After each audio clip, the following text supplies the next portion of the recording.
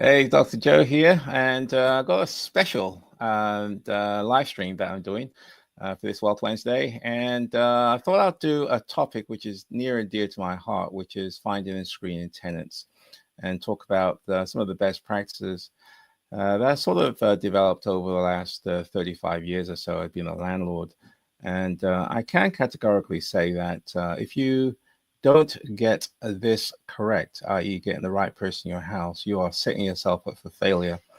Most of the problems that you're going to experience as a landlord, most of them, probably 80%, is just down to the fact that you've just got the wrong person in your house. Yeah, problems are going to occur. The roof may leak, the electrical systems may break down or whatever it is. But most of the problems, day-to-day headaches that you're going to get is due to tenant-related issues. And so the importance of tenant screening and selection becomes very, very important. And hopefully, by listening to this live stream, you'll get some good information, helpful tips, and help you avoid making what I call unnecessary mistakes. But I do want to say that for those who are interested and want to get more details about tenant screening, I have developed a on-demand course. I call it the Screening Playbook, how to really do this right.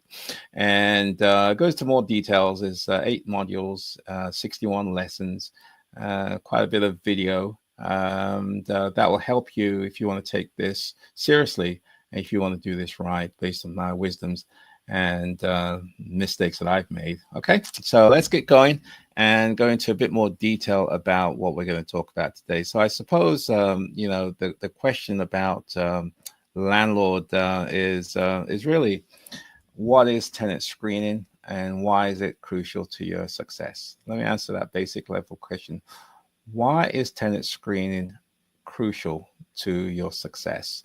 I suppose more specifically, the question is, how does effective tenant screening safeguard your investment and maximizes your profitability? How does effective tenant screening safeguard your investment and maximize your profitability? So the get-go is this: you're an investor, you bought a house, you may have done through a BRRRR process, or you may have at some point you've acquired this property and your goal is to hold on to it for a long time, 5, 10, 15, 20 years, or whatever it is. Now, my position is that if you have a tenant from hell, if you have a difficult tenant that's constantly causing problems, doesn't pay your rent, causes damage, nonstop drama, at some point you're going to say enough is enough, and you're going to bail out. And so you're going to, leave, sell a house, wave your hand in disgust, and you're done. And so on. So it really, really becomes important that you take this subject very, very seriously as a real estate investor, because it directly impacts several things. It impacts your cash flow, impacts your property maintenance, your peace of mind. Because a reliable tenant, this is a good tenant, which I'll define later on as a tier 1 tenant, means that you'll have steady income, reduced wear and tear on your property, and also you have fewer vacancies, you have less turnover. Okay. Conversely, a poor tenant, a difficult tenant, I won't call them necessarily a tenant from hell, but just a difficult tenant, can lead to missed rents. They don't pay you, costly repairs, they damage your property, and time-consuming evictions, which can be very, very expensive. So by focusing on finding and screening quality tenants, you can minimize risk and create what I call, a solid foundation for your long-term success. Okay, so this process involves more than just filling a vacancy. It's really about carefully evaluating prospects and potential tenants to ensure that they meet not just your financial, but also behavioral criteria that you've established. Okay, financial is important, but behavioral, how they conduct themselves, is also just as important. You want to make sure that they align with your goals as a landlord. So successful investors, successful landlords understand that tenant screening is not an area where you can afford to cut corners. Okay, throughout this live stream, and we'll explore key strategies and lessons learned from seasoned investors, my experience doing this for 35 years, to help you navigate the challenges associated with tenant screening. And also, I'm going to identify red flags, things that you need to look out for. That will help you avoid mistakes and also fostering good relationship with your tenants and so on. So that's where we're going to start off. So that's hopefully gives you an idea of why tenant screening is important. So let's get down to number one. I've broken this live stream into 6 parts. So number one is, how do you attract high quality tenants? How do you attract high quality tenants? I suppose the question is, what steps can you take to ensure your property appeals to reliable long-term tenants? I call these tier 1 tenants. These are tenants that are going to take care of your property, pay the rent, no drama, and hopefully will stay a long time. Tier 1 tenants is the name of the game. That's what I want. I think that's what you want. And the question becomes, how can you attract these types of tenants? Okay, so attracting high quality tenants, tier 1 tenants, begins with really how you market your property. Well-crafted advertisements that highlight the key features of your property. How can you differentiate yourself from your competition? Will help set your property apart from your competition, especially in this sort of very highly competitive market we're in. So you want to obviously focus on key things: safety, proximity to desirable amenities, shopping, recreation, transportation, etc., and any upgrades or unique features about your house or your apartment that will differentiate it from your competition. So effective marketing platforms include things like online listings. There's quite a few of them. Social media is becoming very, very popular these days. And even local community boards, where you go to these grocery stores or community centers, and you can put a little ad on these boards about your property.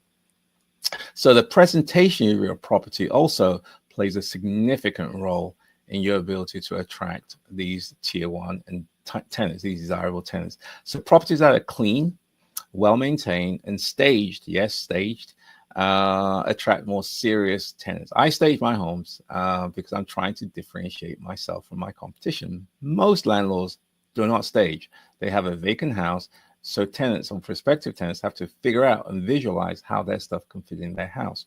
I don't do that. I have it staged, so that way they can see where the TV is going to go, where the couch is going to go, where the bed's going to go, will it fit, will it not fit, and so forth. All those questions are answered by staging your home, and it creates it sort of kind of inserts emotions into the property, as opposed to just having a vacant, empty property.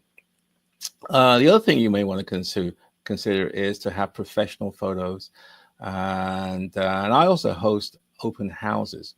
I allow people to come over. I'm there, and I showcase the house and highlight all the great things about the property. Also highlight the great things about me as a landlord.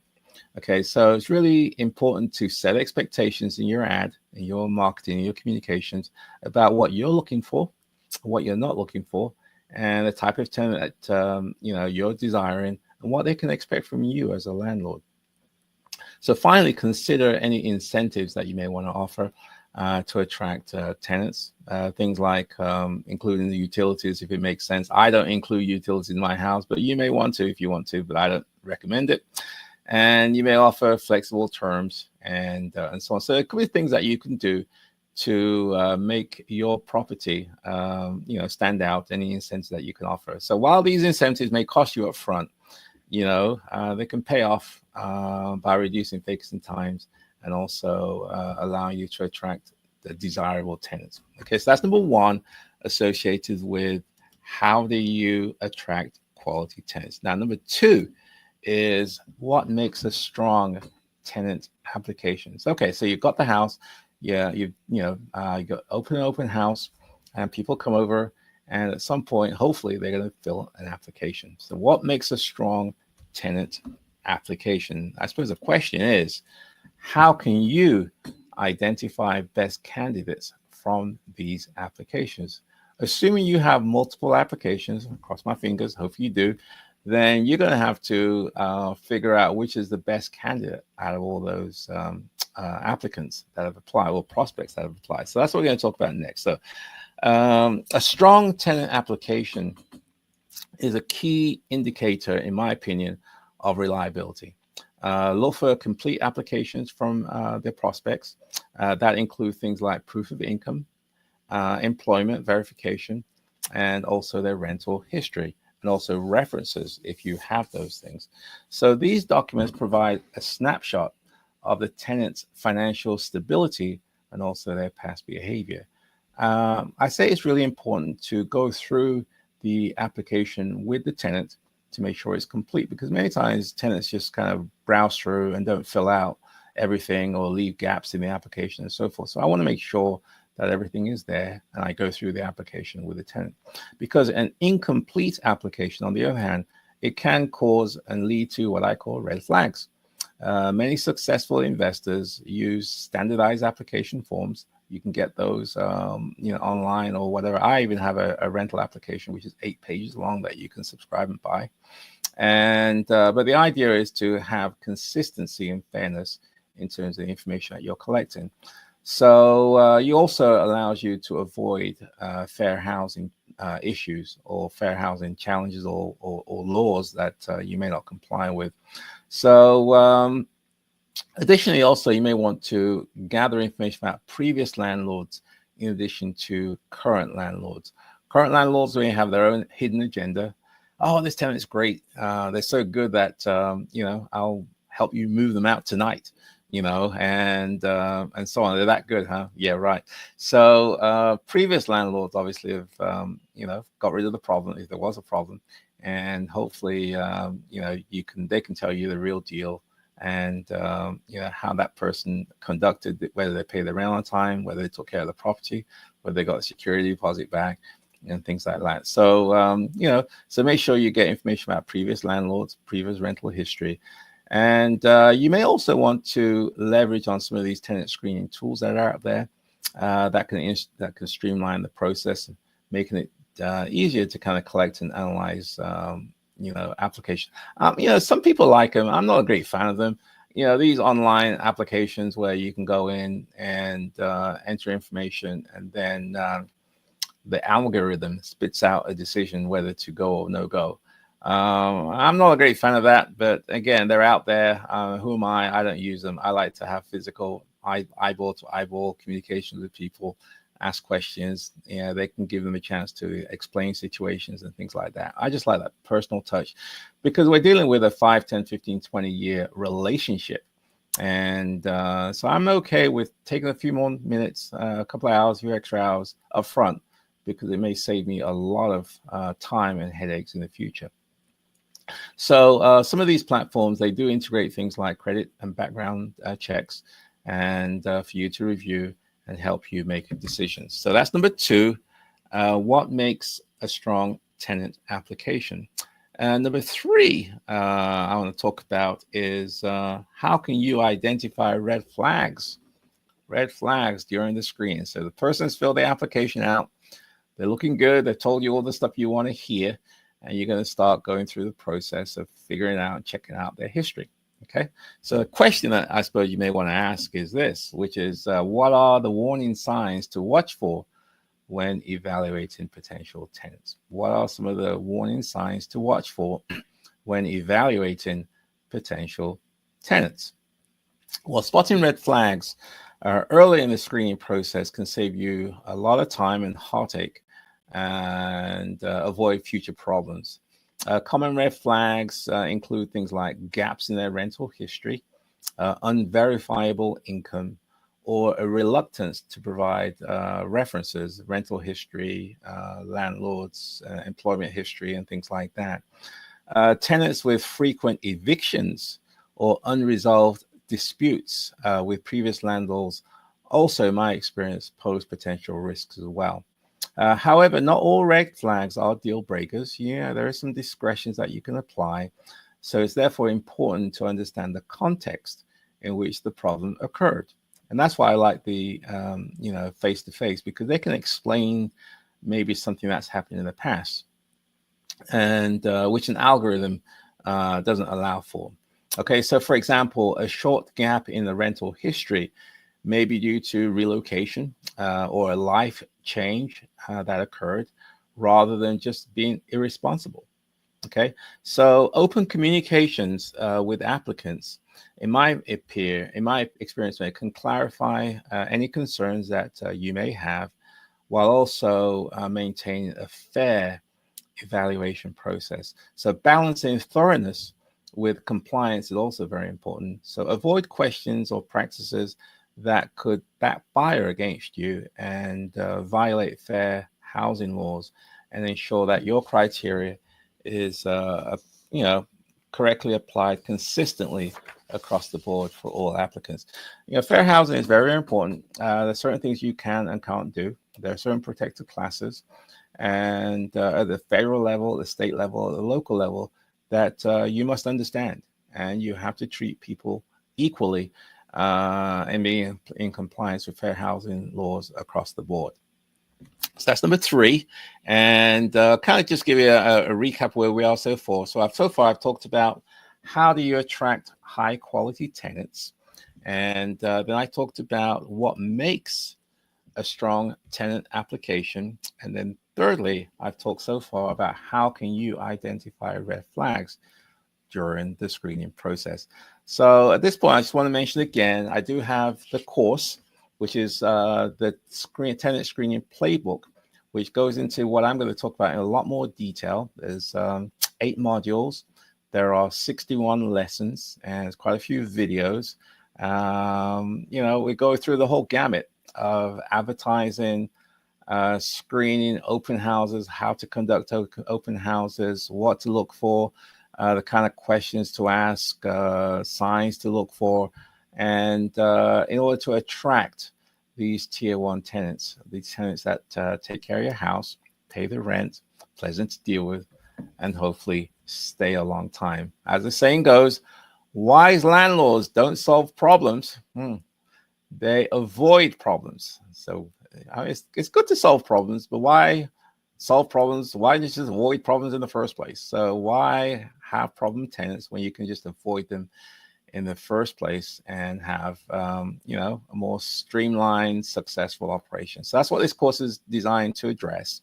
And you can purchase the course by going to the website www.screeningplaybook.com, www.screeningplaybook.com, and I do have a promotion right now. If you use the promo code WEALTH, WEALTH, wealth, and there's a $200 discount from the price, and this is a special for you. And so check it out. Go to the website www.screeningplaybook.com. We get more information about the course. Again, it's 61 lessons, 8 modules, and lots of videos that will help you do this thing the right way so you avoid making unnecessary mistakes. Okay, so get back on to number 4. Okay, what's number 4? Number 4 is, what role does credit and background checking play? What role does credit and background checking play? And more importantly, or specifically, I suppose, how can you use credit and background checks to minimize risks? How can you use credit and background checks to minimize risk? That's the question. That's the bottom line, I suppose. One thing I must say is that some jurisdictions are kind of limiting what you can do in terms of information you can gather, whether it be criminal, whether it be eviction history, and so on. So make sure you understand what the laws are in your local area, in your state, to make sure you don't fall foul of those laws. Anyway, credit and background checks provide valuable insights into a tenant's financial health and also the rental suitability, I suppose. A credit report reveals tenants' payment history and any outstanding debts that they may have, while a background check can identify criminal records, evictions, or other issues that may impact your decision whether to rent to the person or not.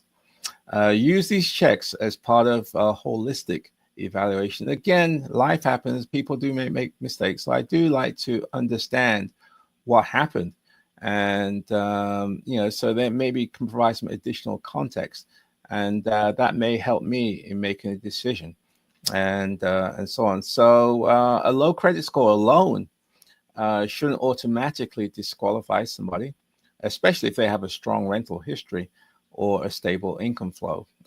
For example, for Section 8, most of the rent is paid for by the federal government, and they have AAA credit. And so if a tenant has, quote unquote, low credit score, that in itself may not be by itself say, I'm not going to rent to you. So again, use all these things in context. Instead, weigh the information alongside other factors to make an informed decision. So working with a reputable screening service ensures accuracy and compliance with regulations like the Fair Credit Reporting Act, FCRA. You want to be compliant with local, federal, and state laws. Transparency in the process with your applicants is also very, very important, and it fosters trust. And I just like to tell people up front, this is what I'm going to do as part of the screening process. I'm going to check A, B, C, D, E. If you're okay with that, fine, let's proceed. If you're not okay with it, it's not worth wasting your time and my time, because this is what we're going to do. So I like to have it all up front. And also it allows me to equalize or systemize the process. I apply that criteria across the board to everybody, and and so on. So it's just a lot easier. So that's number 4, which is what role does credit and background checking play? Now go to number 5 of 6, which is how do you ensure a fair and legal screening process? How do you ensure a fair and legal screening process? And I suppose more specifically, what steps can you take to maintain fairness and comply with regulations? What can you do to maintain fairness and comply with regulations? Well, maintaining obviously a fair and legal screening process protects both you and your tenants. You don't want to be sued because you didn't comply with federal, state, or local laws. There are testers out there, and their job is to make sure that you're not discriminating based on those protected classes that are out there. And if you do run afoul of some fair housing laws, the penalties can be severe, pretty hefty fines, and just headaches. It can be a very expensive process. So you just don't want to deal with that. Okay, so maintaining a fair and legal process protects you and also protects your assets and your well-being and your peace of mind. Familiarize yourself with local, state, and federal fair housing laws to avoid discriminatory practices. Ensure your screening criteria really are objective and applied equally to all applicants. And documentation also is very, very important. It's essential, in fact, for accountability. Just in case you're hauled off in court, you got to be able to prove that you didn't, go against any fair housing laws. So documentation is very, very important. Keep detailed records of each applicant's evaluation, including the reasons for acceptance or denial. Okay, this practice not only ensures transparency, but also provides a defense if your decision is ever challenged. Finally, treat interactions that you have with any prospects with professionalism and respect. A positive experience during the application process sets the tone for a strong landlord-tenant relationship. Okay, so it's really important that you comply with any laws at the federal, state, and local level. So that's number 5. And then finally, number 6 is how can you foster long-term relationship with your prospective tenants? You know me, I don't like turnover. I have tenants that stay 5, 10, 15, 20. My longest tenant so far is approaching 30 years. Can you believe that? And, so the question, I suppose, is this. What steps can you take? What steps can you take to ensure tenant satisfaction and tenant retention? Okay, so building strong relationships with your tenants, in my opinion, starts with open communications and proactive problem solving. Problems will occur, challenges will take place, and your job is to deal with them and communicate regularly, and hopefully be proactive in problem solving. Okay, address any maintenance issues and requests promptly, and keep tenants informed about any changes or updates to the property. Okay, offer incentives such as offering lease renewals, discounts, or small upgrades. These things, the simple things, can encourage tenants to want to stay longer. I invest in the relationship. I nurture the relationship with my tenants, and and do things which differentiate myself from my competition, because I don't want turnover. I want my tenants to stay a long time. I don't want them to leave, because turnovers are very, very expensive. They can cost you 1, 2, 3, 4 months lost income after all is said and done. So if your rent is $3,000, each turnover could cost you $3, 6, 9, $12,000 after all is said and done. You got to paint the place again. You got to clean it again. You got no income coming through. You got to take time out of your schedule to go show the house, screen the tenants, and it's just a very expensive process. And that's the reason why I place so much emphasis in minimizing turnover. There are so many strategies that I use which I document in more detail in the course, the tenant screening playbook. So check that out. Okay, so anyway, long-term tenants reduce turnover costs and provide more stable cash flow. In my opinion, successful investors also conduct regular property inspections to ensure the property remains in good condition, the tenants taking care of your investment, also while showing tenants that you care about your property and their living environment. So these are some of the things, best practices. I want to kind of show, obviously we can go to a lot more detail, but I wanted to give you a brief summary of why it's important to take this very, very seriously.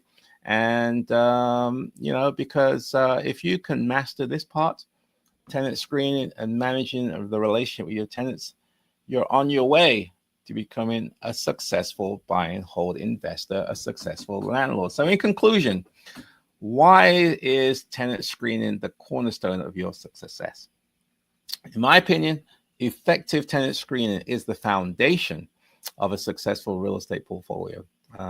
By attracting high quality tenants, implementing thorough screening processes, and fostering positive relationship with your tenants, you can minimize risks, and also you can maximize returns.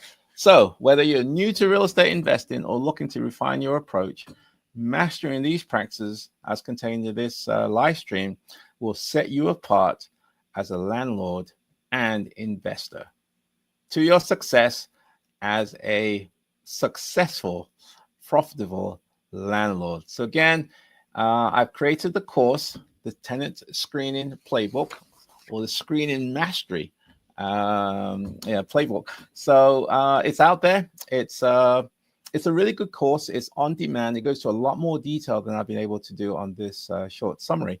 And it comprises 8 modules. There are 61 lessons. There are numerous videos, clips. There are questions, there are quizzes, there are tests that you can take to make sure that you understand. I spent quite a lot of time and effort putting this together because I think it's so important. If you nail this, you're going to survive as a long-term buy and hold investor, as a long-term landlord. If you don't do this, you're going to get so frustrated. You're going to throw your hands up in the air, disgust, frustration, and you're going to want out. So again, you can sign up at by going to my website, www.screeningplaybook.com, www.screeningplaybook.com, where you can get more information. And if you use the promo code WEALTH, WEALTH, WEALTH, there is a $200 discount. And, so you may want to take advantage of that. It's a great course. I highly recommend it. And hopefully, you can avoid making mistakes, avoid problem tenants, avoid tenant from hell, and you can attract what I call tier 1 tenants. Tenants are going to take care of your property, pay the rent, pleasant to deal with, and hopefully stay a long time. So again, go to the website, www.screeningplaybook.com, use the promo code WEALTH, WEALTH, and for a $200 discount. And I will see you inside the course. To your success. Take care. Bye for now.